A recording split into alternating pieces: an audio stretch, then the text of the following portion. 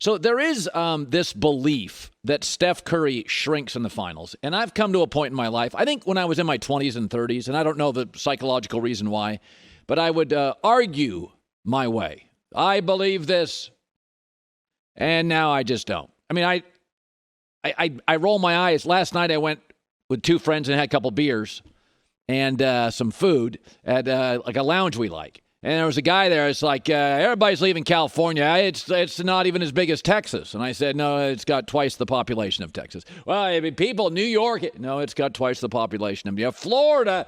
No, it's got about 10 million more people than Florida and 10, 12 million more people than Texas. It's fine. People are moving because it's really expensive. We have tech. Tech explosion is centered in California. Our gas has doubled. Our houses have doubled. I think our gas is tripled. It's really expensive here. Way too expensive for average people with average jobs, and a lot of people move. 200,000 people have moved in the last 3 years. It's expensive here. But if you want to believe it's because of, we're crazy out here, then you go ahead and believe it. I'm not going to defend it. Go ahead. And I find the same with Steph Curry. If you don't get it, you don't get it. But here's all you need to know. If you look at his career numbers and his final numbers, I'll just put them on the page for you. He averages more in the finals than the regular season, more rebounds in the finals than his career average. Assists are the same. Now, here's what happens. His shooting efficiency goes down. Now, his free throws don't, so it's not in his head. Why would his shooting efficiency go down? Because he shrinks. No, it's because the Warriors ask him to shoot more and play more minutes in the finals. Because they often win games by blowouts, right? The Warriors blow people out with 3-ball shooting.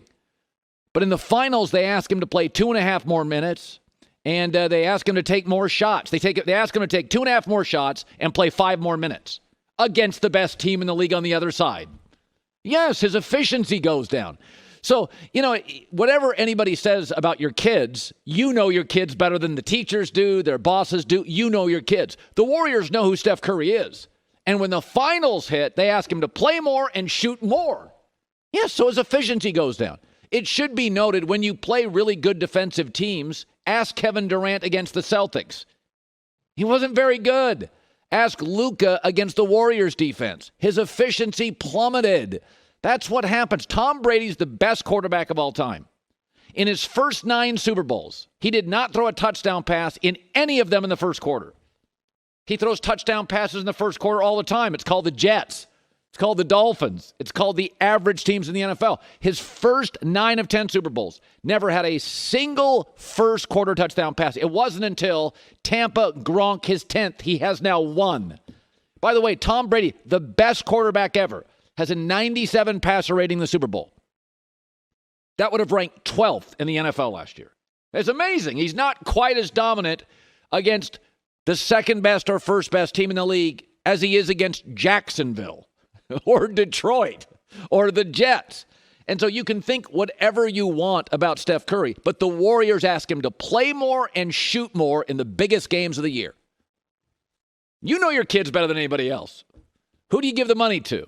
Who do you trust? Who do you not? You know the weaknesses and the strengths. They ask him to play more. And by the way, in the finals back in 2015, and we all know in the NBA more than any other sport, stories matter. Russell Westbrook won an MVP. He's never made a single teammate better. He goosed his rebound stats. So in 2015, Steph averaged 26 a game in the finals. It was 10 more than any other teammate. He led them in assists. He was the heart and soul of the offense. And they gave it to Andre Iguodala because he held LeBron to 36 points a game. That is the weakest MVP in the finals of all time. And I like Andre Iguodala. But he held LeBron to 36 points a game. And because of that, he won the MVP. Steph averaged more than any other Warrior by double digits. And he led him in assists. And he was to be. But here's what's going to happen in this series. Boston, which shut down Kevin Durant, shut down Kyrie Irving, shut down the offense mostly for the Milwaukee Bucks, shut down Bam Adebayo. I mean, they're pretty good. They're going to try to get the ball out of Steph's hands. They're going to trap him. They're going to try to get the ball out of his hands, and they have Marcus Smart, the NBA's Defensive Player of the Year. And my guess is Steph's going to average about 24, 25 points, and his efficiency is going to be okay, and the Warriors will win. But that's what you face when you're Tom Brady, when you're Steph Curry. But people are going to believe what they want to believe. Now, I do think Steph, it would be great if he could have one of these iconic moments like Magic's hook down the lane against the Celtics or LeBron's block. Remember that block in the finals? MJ switching hands right to the left. It would be great if he had one of those iconic moments. But the truth is, Steph's game, he's actually had several, but we don't look at three-pointers as quite as difficult as running down the court and blocking it, or a hook shot, which is kind of counterintuitive to what Magic actually did. So Steph is the fourth best fourth quarter scorer in league history in the finals. But he doesn't have that moment that we remember because so much of Steph looks similar. His threes, his motion, his ball handling. He doesn't have that two iconic moments. But he's the fourth best scorer in the fourth quarter ever. That's pretty good. He's right up there with LeBron and Michael Jordan, and I think it's Kobe. Maybe it's Kobe.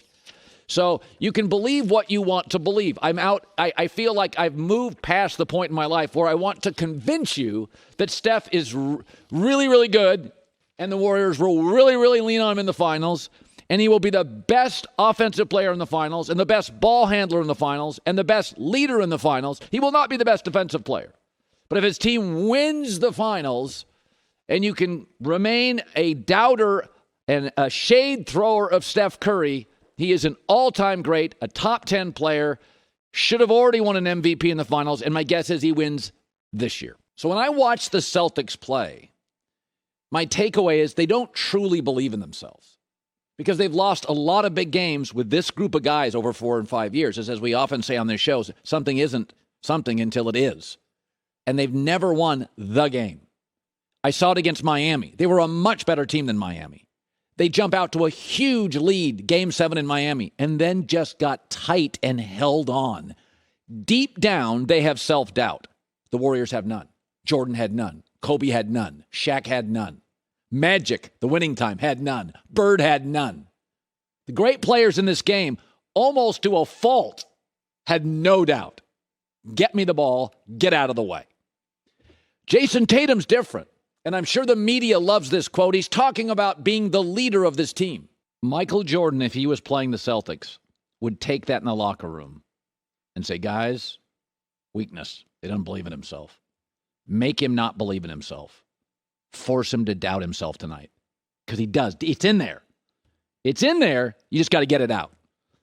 Am I the guy? I don't know. I bet the media loves these quotes. I saw it and I thought that would never come out of MJ's mouth, Barkley's mouth, Shaq, Kobe. No way.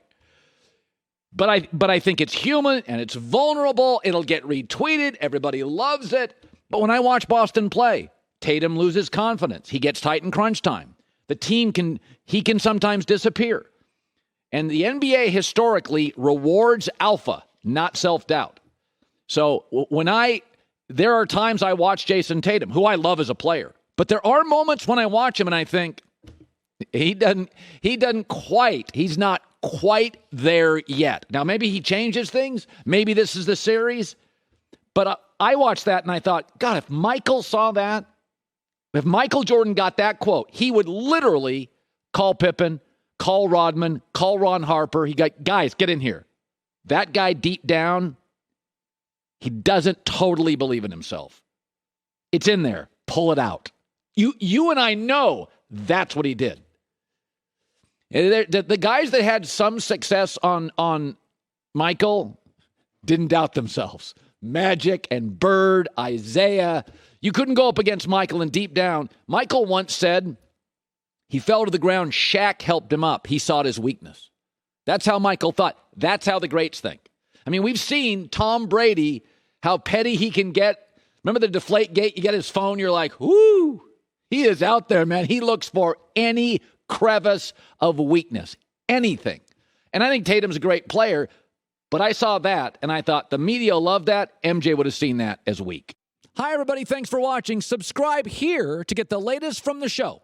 Also, be sure to check out more of the best clips from The Herd or go watch a few segments from other shows on FS1.